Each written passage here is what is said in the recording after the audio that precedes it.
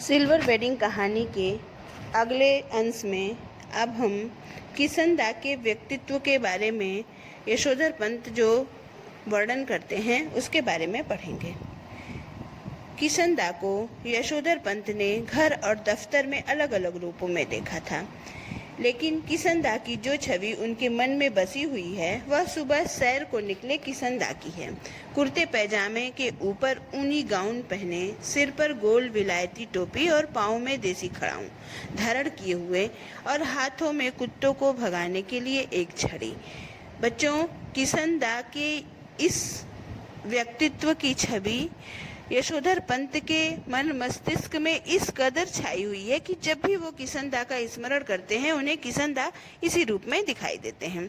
जब तक किशनदा दिल्ली में रहे तब तक यशोधर बाबू ने उनके पट्ट शिष्य मतलब उत्साही शिष्य, उनके कुशल शिष्य की भूमिका निभाई। किशनदा के चले जाने के बाद उन्होंने ही उनकी परंपराओं को जीवित रखा और इस कोशिश में पत्नी और बच्चों को नाराज किया। घर में होली गंवाना, जन्यों पुन्यों के दिन सब कुमायूनियों को जनेऊ बदलने के लिए अपने घर पर आमंत्रित करना। जन्यों पुन्यों बच्चों कुमायूं और गढ़वाल मंडल में एक ऐसा त्योहार होता है, पहाड़ी त्योहार है, जिसमें सभी कुमायूनी एक स्थान पर इकट्ठे होते हैं और आपस में कुछ धार्मिक प्रक्रिया के बाद आपस में जनेऊ बदलते हैं। तो यशोधर पंत अपने घर में इस कार्यक्रम को आयोजित करते थे और उस दिन सबको अपने घर आमंत्रित करते थे। रामलीला की तालीम के लिए क्वार्टर का एक कमरा दे देना और ऐसे कई काम यशोधर बाबू ने किशनदा से विरासत में लिए थे। उनकी पत्नी और बच्चों को इन आयोजनों पर होने वाला खर्च और इन आयोजनों में होने वाला शोर दोनों सख्त नापसंद थे। बदतर यही है कि इन आयोजनों के लिए समाज में भी अब कोई खास उत्साह नहीं रह गया है। बच्चों, यशोधर पंत अपने किशनदा से प्राप्त विरासत में प्राप्त उस परंपरा का आज भी निर्वाह करते थे। इस परंपरा को निर्वाह करने में उन्हें अपनी पत्नी और अपने बच्चों का तीव्र विरोध झेलना पड़ता था, परंतु इसके लिए वो सहर्ष तैयार थे। जबकि समाज में भी ये परिवर्तन हो गया है कि इस तरह के रीति रिवाज या आयोजनों पर आज की युवा पीढ़ी बहुत अधिक महत्व नहीं दे रही है। यशोधर जी चाहते कि उन्हें समाज का सम्मानित बुजुर्ग माना जाए, लेकिन जब समाज ही न हो तो यह पद उन्हें क्यों कर मिले। यशोधर जी कहते हैं, बच्चे मेरा आदर करें और उसी तरह हर बात में मुझसे सलाह ले जिस तरह से मैं किशनदा से लिया करता था। यशोधर पंत अपने बच्चों से यही उम्मीद करते हैं कि जिस तरह से मैं हर बात में किशनदा से सलाह मशवरा किया करता था उसी तरह से मेरे बच्चे भी मुझसे सलाह लें। यशोधर बाबू डेमोक्रेट बाबू का मतलब वो सबकी इच्छाओं एवं विचारों का सम्मान करते हैं और हरगिज यह दुराग्रह नहीं करना चाहते कि बच्चे उनके कहे को पत्थर की लकीर समझें। वह यह नहीं चाहते कि बच्चे उन्होंने जैसा कहा है उसे स्वीकार करें। लेकिन यह भी क्या हुआ कि पूछा नताशा, जिसके मन में जैसा आया करता रहा। ग्रांटेड तुम्हारी नॉलेज ज़्यादा होगी, लेकिन एक्सपीरियंस का कोई सब्स्टिट्यूट ठहरा नहीं बेटा। मानो न मानो, झूठे मुंह से ही सही, एक बार पूछ तो लिया करो, ऐसा कहते हैं यशोधर बाबू। और बच्चे यही उत्तर देते हैं कि बब्बा आप तो हद करते हैं, जो बात आप जानते ही नहीं वह आपसे क्यों पूछें। इस कहानी का जो वैचारिक मतभेद है बच्चों का यह सोचना कि पिता जिस विषय में नहीं जानते हैं उस विषय में उनसे चर्चा नहीं की जानी चाहिए, यही जो पीढ़ी अंतराल विषय को हम सभी के समक्ष प्रस्तुत करता है। प्रवचन सुनने के बाद यशोधर बाबू सब्जी मंडी गए। यशोधर बाबू को लगता अगर उनके बेटे बड़े होने पर अपनी तरफ से यह प्रस्ताव करते कि दूध लाना, राशन लाना, सीजीएस डिस्पेंसरी से दवा लाना, सदर बाजार जाकर दालें लाना, पहाड़गंज से सब्जी लाना, डिपो से कोयला लाना, ये सब काम आप छोड़ दें, अब हम कर दिया करेंगे। एक आध बार बेटों ने खुद बेटों से खुद ही उन्होंने कहा। तब वे एक दूसरे से कहने लगे, तू किया कर, तू क्यों नहीं करता। और इतना कोहराम मचा। लड़कों ने एक दूसरे को इतना ज़्यादा बुरा भला कहा कि यशोधर बाबू ने इस विषय को उठाना भी बंद कर दिया। जब से बेटा विज्ञापन कंपनी में बड़ी नौकरी पर गया है, तब से बच्चों का इस प्रसंग में एक ही वक्तव्य है, बब्बा हमारी समझ में नहीं आता कि इन कामों के लिए आप एक नौकर क्यों नहीं रख लेते। ईजा को भी आराम हो जाएगा। और कमाऊ बेटा नमक झड़कते हुए यह भी कहता है कि नौकर की तनख्वाह मैं दे दूंगा। यहाँ कहानी में इस पैराग्राफ में लेखक यही दिखाना चाहता है कि एक अवस्था के बाद पिता अगर यह चाहता है कि घर के छोटे मोटे काम अब उसके बच्चे कर दिया करें, तो ये उसकी कोई ऐसी इच्छा नहीं है जिसे पूर्ण न किया जा सके। परंतु यशोधर पंत के बच्चे घर के छोटे मोटे कामों में भी कोई रुचि नहीं रखते थे, और अगर उनसे किसी काम को करने के लिए कहा भी जाता था तो वो आपस में इतना विरोधाभास होता था, इतनी लड़ाई करते थे कि यशोधर पंत ने उनसे यह कहना भी बंद कर दिया था। और दूसरा, बच्चों यशोधर पंत जो आहत होते हैं, उनके बच्चों की इस बात से ज़्यादा आहत होते हैं कि नौकर की तनख्वाह मैं दे दूंगा। वो कहीं न कहीं उनके मन में यह अपेक्षा है कि बच्चे उनको अपनी सैलरी ला करके उनके हाथ पर रखें और संपूर्ण घर भले ही विचार विमर्श करके सबकी इच्छा अनुसार चले, परंतु बच्चे जो भी कार्य करें उसमें अपने पिता की राय अवश्य लें। परंतु युवा पीढ़ी के समर्थक जो बच्चे हैं, वो उनका विचार यह है कि जिस बात को पिता जानते ही नहीं, उस विषय पर उनसे विचार विमर्श क्यों करना। यशोधर बाबू को यही समहाउ इम्प्रॉपर मालूम होता है कि उनका बेटा अपना वेतन उनके हाथ में नहीं रखे। यह सही है कि वेतन स्वयं बेटे के अपने हाथ में नहीं आता, अकाउंट ट्रांसफर द्वारा बैंक में जाता है। लेकिन क्या बेटा बाप के साथ ज्वाइंट अकाउंट नहीं खोल सकता? झूठे मुंह से ही सही एक बार ऐसा कहता तो तिस पर बेटे का अपने वेतन को अपना समझते हुए बार बार कहना कि यह काम मैं अपने पैसे से करने के लिए कह रहा हूँ, आपसे नहीं, जो आप नुक्ताचीनी करें। इस क्रम में बेटे ने पिता का यह क्वार्टर भी अपना लिया है। अपना वेतन अपने ढंग से वह इस पर खर्च कर रहा है। कभी कारपेट बिछवा रहा है, कभी पर्दे लगवा रहा है, कभी सोफा आ रहा है, कभी डनलप वाला बेड, डबल बेड और सिंगार मेज, कभी टीवी, फ्रिज। क्या हुआ यह? और कभी ऐसा भी नहीं कहता कि लीजिए पिताजी, मैं आपके लिए यह ले आया हूँ। कहता यही है कि जब यह मेरा टीवी है, समझे, कोई इसे छुआ न करे। क्वार्टर ही उसका हो गया है। यह अच्छी रही। जब इनका एक नौकर भी रखो घर में, इनका नौकर होगा तो इनके लिए होगा, हमारे लिए तो क्या होगा, ऐसा समझाते हैं यशोधर बाबू घरवाली को। सब काम अपने हाथ से ठीक होते हैं। नौकरों को सौंपा कारोबार चौपट हुआ, कहते हैं यशोधर बाबू। पत्नी सुनती है मगर नहीं सुनती, पर अब सुनकर चिढ़ती भी नहीं। यानी इस पैराग्राफ में बच्चों आप यशोधर पंत की वास्तविक स्थिति उनके घर में क्या है, इसका आकलन कर सकते हैं। यशोधर बाबू का यह विचार है कि सारे कार्यों को अपने हाथ से ही करना चाहिए और नौकरों से कार्य कराने से वो काम बिगड़ जाता है। दूसरा, वेतन को लेकर के उनके बच्चों और उनमें विरोधाभास है। तो और कहीं न कहीं हर बात में जो वो उनका हस्तक्षेप है, उसे पत्नी और बच्चे दोनों स्वीकार नहीं करते। तो इस प्रकार इस पैराग्राफ में लेखक यह कहना चाहता है कि बच्चे आधुनिक युवा सोच के हैं, परंतु कहीं न कहीं आधुनिक सोच का यह तात्पर्य नहीं होता है बच्चों कि हम अपने पूर्वजों या अपने बड़ों की उपेक्षा करें। यहाँ पर यशोधर पंत के हृदय की अपने परिवार में उपेक्षित होने के कारण उनके हृदय की व्यथा इस पैराग्राफ में व्यक्त हुई है। सब्जी का झोला लेकर यशोधर बाबू खुदी हुई सड़कों और टूटे हुए क्वार्टरों के मलबे से पटे हुए लानों को पार करके स्क्वायर के उस कोने में पहुंचे जिसमें 3 क्वार्टर अभी साबुत खड़े थे। उन 3 में से कुल एक को अब तक एक सिलसिला आबाद किए हुए है। बाहर बजरंग तख्ती पर उसका नाम लिखा है वाईडी पंत। ऑफिस से निकलने के बाद, मंदिर जाने के बाद, सब्जी लेने और इतने मानसिक अंतर्द्वंद से गुजरते हुए यशोधर पंत अब अपने घर पहुंचते हैं।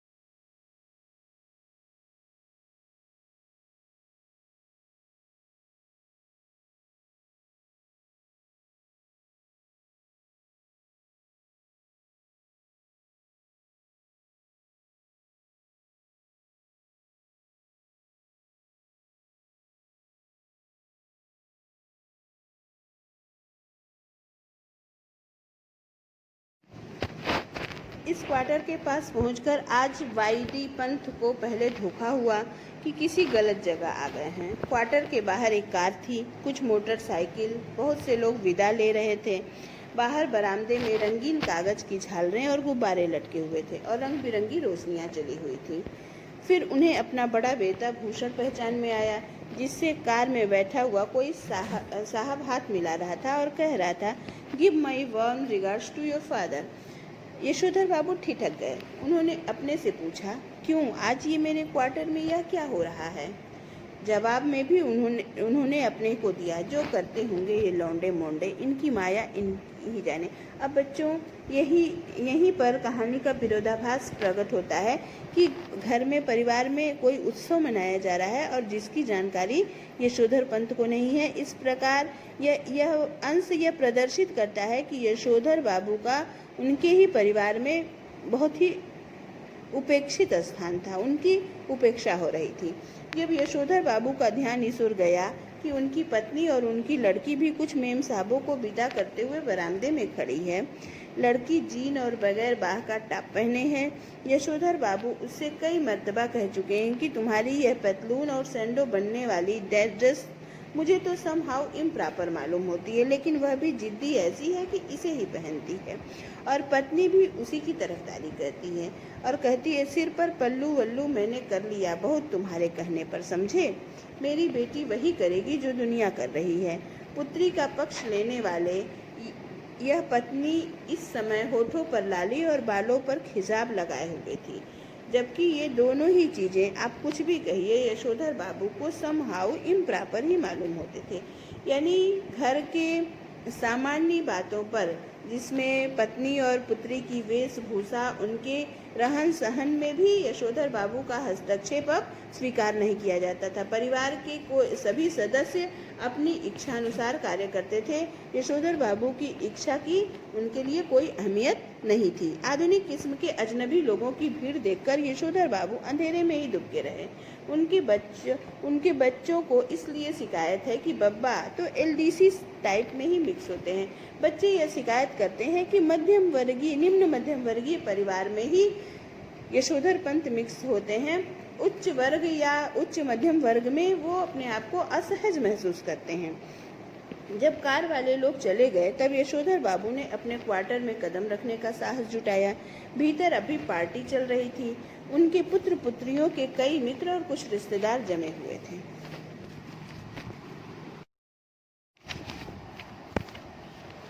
उनके बड़े बेटे ने छिचकी सी सुनाई, बब्बा आप भी हद करते हैं। सिल्वर वेडिंग के दिन 8:30 बजे घर पहुंचे हैं, अभी तक मेरे बास आपकी राह देख रहे थे। हम लोगों के यहाँ सिल्वर वेडिंग कब से होने लगी? यशोधर बाबू ने शर्मीली हंसी हंस दी। जब से तुम्हारा बेटा 1500 माहवार कमाने लगा तब से।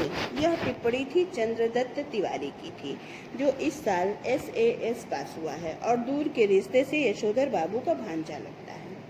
यशोधर बाबू को अपने बेटों से तमाम तरह की शिकायतें हैं, लेकिन कुल मिलाकर उन्हें यह अच्छा लगता है कि लोग बाग उन्हें ईर्ष्या का पात्र समझते हैं।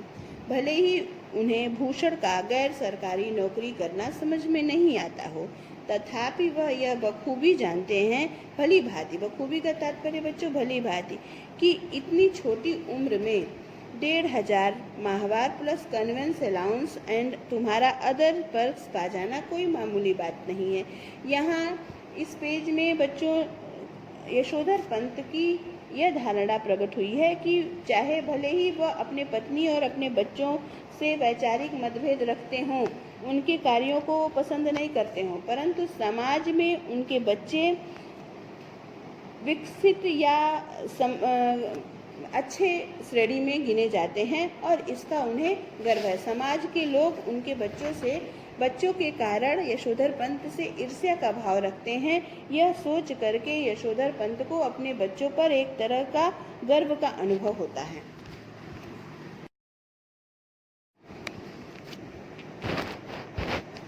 इस तरह भले ही यशोधर बाबू ने बेटों की खरीदी हुई हर नई चीज के संदर्भ में यही टिप्पणी की हो कि ये क्या हुई, समहाउ मेरी तो समझ में आता नहीं, इसकी क्या जरूरत थी, तथापि उन्हें कहीं इस बात से थोड़ी खुशी भी होती है कि इस चीज के आ जाने से उन्हें नए दौर के निश्चय ही गलत मानकों के अनुसार बड़ा आदमी मान लिया जा रहा है। मिसाल के लिए जब बेटों ने गैस का चूल्हा जुटाया तब यशोधर बाबू ने उनका विरोध किया और आज भी वह यही कहते हैं कि इस पर बनी रोटी मुझे तो समहाउ रोटी जैसी लगती ही नहीं। तथापि वह जानते हैं कि गैस न होने पर वह इस नगर में चपरासी श्रेणी के मान लिए जाते। इसी तरह फ्रिज के संदर्भ में आज भी यशोधर बाबू यही मानते हैं कि मेरी समझ में आज तक यह नहीं आया कि इसका फायदा क्या है। बासी खाना खाना अच्छी आदत नहीं ठहरी और यह ठहरा इसी काम का, सुबह बना के रख दिया और शाम को खाया। इसमें रखा हुआ पानी भी मेरे मन को आता नहीं, गला पकड़ लेता है, कहते हैं, मगर इस बात से संतुष्ट होते हैं कि घर आए साधारण हैसियत वाले मेहमान भी इस फ्रिज का पानी पीकर अपने आप को धन्य महसूस करते हैं। यशोधर पंत अपने घर में आधुनिक सुख सुविधाओं के सामग्री जब बच्चे एकत्रित करते हैं तो उस समय तो उनका प्रबल विरोध करते हैं, परंतु अंदर ही अंदर उन्हें इस बात की प्रसन्नता भी होती है कि इन सब सामानों के आ जाने से उन्हें आज मध्यम वर्गीय श्रेणी में उच्च कोटि की श्रेणी का उन्हें माना जाएगा। यानी कहीं न कहीं वो अपने एक अंदर ही अंदर अपने बच्चों के क्रियाकलापों से संतुष्ट भी होते हैं, परंतु वो अपनी संतुष्टि को अपने बच्चों के ऊपर प्रकट नहीं करते हैं। अपनी सिल्वर वेडिंग की यह भव्य पार्टी भी यशोधर बाबू को समहाउ इम्प्रॉपर ही लगी, तथापि उन्हें इस बात से संतोष हुआ कि जिस अनाथ यशोधर के जन्मदिन पर कभी लड्डू नहीं आए, जिसने अपना विवाह भी कोऑपरेटिव से 2-4 हजार कर्जा निकाल कर किया बगैर किसी धूमधाम के, उसके विवाह की 25वीं वर्षगांठ पर केक, 4 तरह की मिठाई, 4 तरह की नमकीन, फल, कोल्ड ड्रिंक्स, चाय सब कुछ मौजूद है। गिरीश बोला, मुझे आज बैठे बैठे याद आया कि आपकी शादी 6 फरवरी सन 47 को हुई थी और इस हिसाब से आज उसे 25 साल पूरे हो गए। मैंने आपके दफ्तर में फ़ोन किया, लेकिन शायद आपका फ़ोन खराब था। तब मैंने भूषण को फ़ोन किया। भूषण ने कहा शाम को आ जाइए, पार्टी करते हैं। मैं अपने बास को भी बुला लूँगा इसी बहाने। गिरीश यशोधर बाबू की पत्नी का चचेरा भाई है, बड़ी कंपनी में मार्केटिंग मैनेजर है और इसकी सहायता से ही यशोधर बाबू के बेटे को अपना यह संपन्न साला भयंकर ओछाट यानी ओछेपन का धानी मालूम होता है। यानी यशोधर बाबू गिरीश के व्यवहार से भी असंतुष्ट ही प्रतीत होते हैं। उन्हें लगता है कि इसी ने भूषण को बिगाड़ दिया है। कभी कहते हैं तो पत्नी बरस पड़ती है, जिंदगी बना दी तुम्हारे 2nd क्लास BA बेटे की और कहते हो बिगाड़ दिया। भूषण ने अपने मित्रों सहयोगियों का यशोधर बाबू से परिचय कराना शुरू किया। उनकी many happy returns of the day का थैंक यू कहकर जवाब देते हुए जिन लोगों का नाम पहले बता दिया गया था उनकी ओर YD पंत होम मिनिस्ट्री हुशर्स फादर कहकर स्वयं हाथ बढ़ाते हुए यशोधर बाबू हर क्षण यह जताने की कोशिश करते कि भले ही वह संस्कारी कुमायूनी हैं, तथापि विलायती रीति रिवाज से भी भली भांति परिचित हैं। किशनदा कहा करते थे कि आना सब कुछ चाहिए, सीखना हर एक की बात ठहरी, लेकिन अपनी छोड़नी नहीं। टाई सूट पहनना आना चाहिए, लेकिन धोती कुर्ता अपनी पोशाक है, यह नहीं भूलना चाहिए। यानी यशोधर बाबू विलायती परंपराओं से भी अनभिज्ञ नहीं थे, वो अपने क्रियाकलाप से ऐसा प्रदर्शित करते थे। उनका विचार था कि हमें अपनी परंपराओं का सम्मान करना चाहिए, परंतु पाश्चात्य परंपराएं या अन्य समाज में चलने वाली अन्य हर गतिविधियों से व्यक्ति को वाकिफ होना चाहिए। अब बच्चों ने एक और विलायती परंपरा के लिए आग्रह किया। यशोधर बाबू अपनी पत्नी के साथ केक काटें। घरवाली पहले थोड़ा शर्माई, लेकिन जब बेटी ने हाथ खींचा तब उसे केक के पीछे जा खड़ी होने में कोई हिचक नहीं हुई। वहीं से उसने पति को भी पुकारा। यशोधर बाबू को केक काटना बचकानी बात मालूम हुई। बेटी उन्हें लगभग खींच कर ले गई। यशोधर बाबू ने कहा, somehow I don't like all this, लेकिन anyway उन्होंने केक काट ही दिया। गिरीश ने उनकी यह अनमनी किंतु संतुष्ट छवि कैमरे में कैद कर ली। अब पति पत्नी से कहा गया कि वे केक से मुंह मीठा करें एक दूसरे का। पत्नी ने खा लिया, मगर यशोधर बाबू ने इनकार कर दिया कि अभी कुछ उनका कहना था कि मैं केक नहीं खाता, इसमें अंडा पड़ा होता है। उन्हें याद दिलाया गया कि अभी कुछ वर्षों पहले तक आप मांसाहारी थे, एक टुकड़ा केक खा लेने में क्या हो जाएगा, लेकिन वह नहीं माने। तब उनसे अनुरोध किया गया कि लड्डू ही खा लें। भूषण के एक मित्र ने लड्डू उठाकर उनके मुंह में ठूसने का यत्न किया, लेकिन यशोधर बाबू इसके लिए भी राजी नहीं हुए। उनका कहना था कि मैंने अब तक संध्या नहीं की है। इस पर भूषण ने झुठला कर कहा, तो बब्बा पहले जाकर संध्या कीजिए, आपकी वजह से हम लोग कब तक रुके रहेंगे।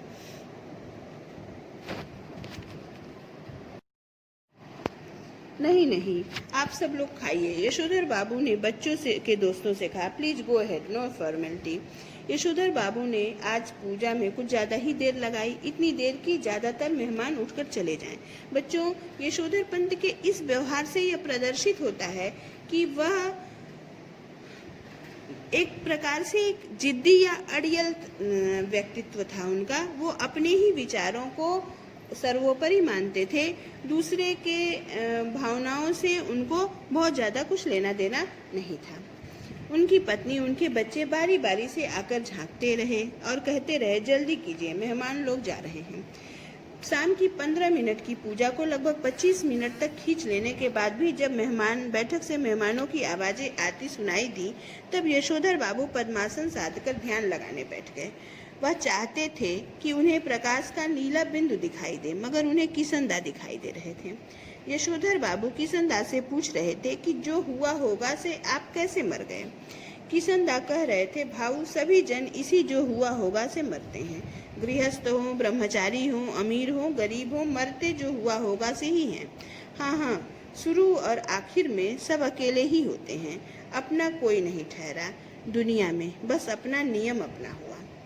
यशोधर बाबू ने पाजामा कुर्ते पर ऊनी ड्रेसिंग गाउन पहने, सिर पर गोल विलायती टोपी, पाँव में देसी खड़ाऊ और हाथ में डंडा धारण किए इस किसनदा से अकेलेपन के विषय में बहस करनी चाहिए। उनका विरोध करने के लिए नहीं, बल्कि बात कुछ और अच्छी तरह से समझने के लिए। हर रविवार किशनदा शाम को ठीक 4 बजे यशोधर बाबू के घर आया करते थे। उनके लिए गर्मा गर्म चाय बनाई जाती थी। उनका कहना था कि जिसे फूंक मारकर न पीना पड़े वह चाय कैसी। चाय सुड़कते हुए किशनदा प्रवचन करते थे और यशोधर बाबू बीच बीच में शंकाएं उठाते।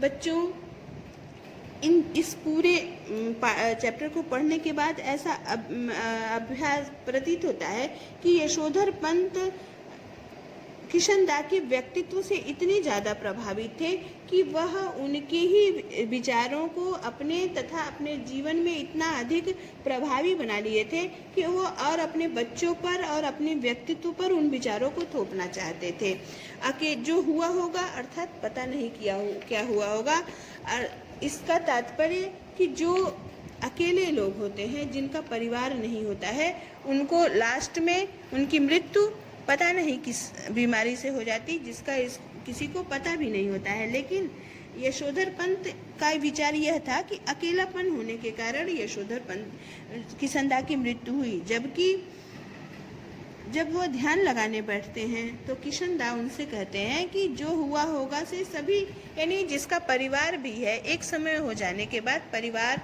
अपने आप में मग्न हो जाता है और व्यक्ति अंततः अकेला ही रहता है। यशोधर बाबू को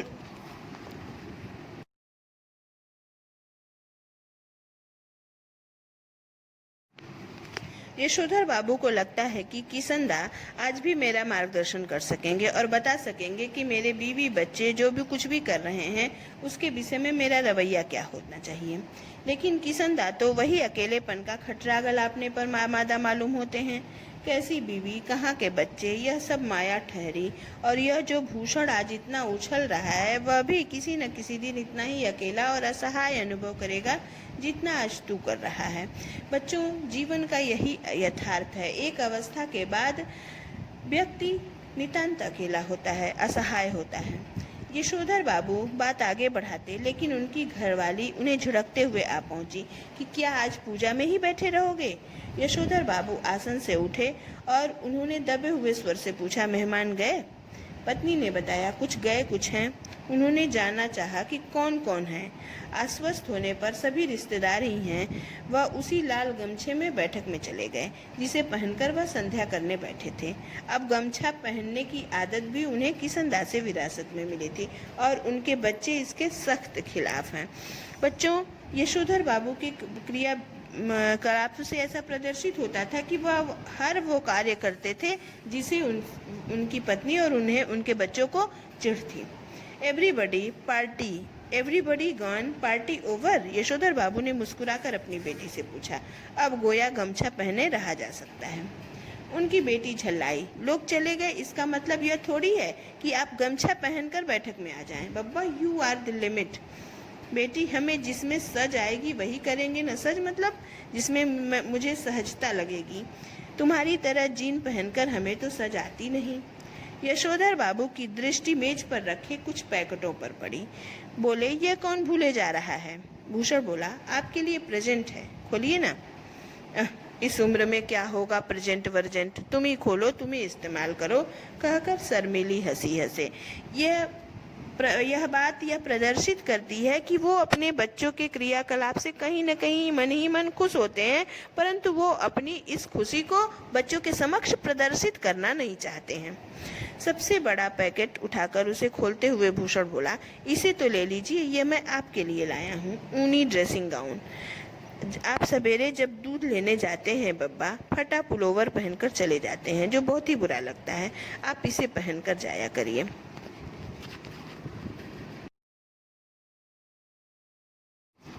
बेटी पिता का पाजामा कुर्ता उठा लाई कि इसे पहनकर गाउन पहने। थोड़ा सा नानुच करने के बाद यशोधर जी ने इस आग्रह की रक्षा की।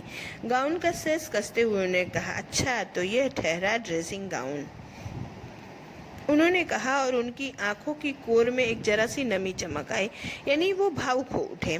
उनका कहना है कि इस घड़ी उन्हें यह बात चुभ गई कि उनका जो बेटा यह कह रहा है कि आप सवेरे ड्रेसिंग गाउन पहनकर दूध लाने जाया करें, वह यह नहीं कह रहा है कि दूध मैं ला दिया करूँगा, या इस गाउन को पहनकर उनके अंगों में किसंदा उतर आए जिसकी मौत जो हुआ होगा से हुई। यानी कहानी का अंत थोड़ा भावुक है बच्चों। जब यशोधर पंत के बच्चे उन्हें उपहार स्वरूप ऊनी ड्रेसिंग गाउन देते हैं तो उस ड्रेसिंग गाउन को पहन करके उनके मन में यह बात चलती है कि जो बच्चे मुझे प्रेजेंट दे करके कहते हैं कि घर के सारे काम मैं ही कर दिया करूं, अगर इसके बजाय वो स्वयं कार्य करने के लिए कहते तो उन्हें ज़्यादा प्रसन्नता होती।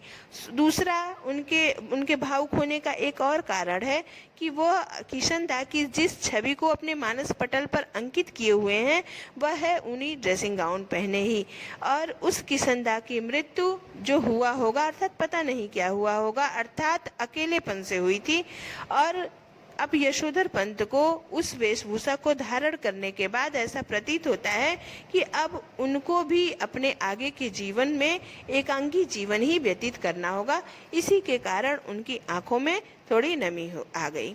इस प्रकार बच्चों, ये बहुत लंबा चैप्टर था और आज यह चैप्टर समाप्त होता है। आगे इस चैप्टर से कुछ महत्वपूर्ण प्रश्नों पर डिस्कशन हम आगे के वीडियो में करेंगे।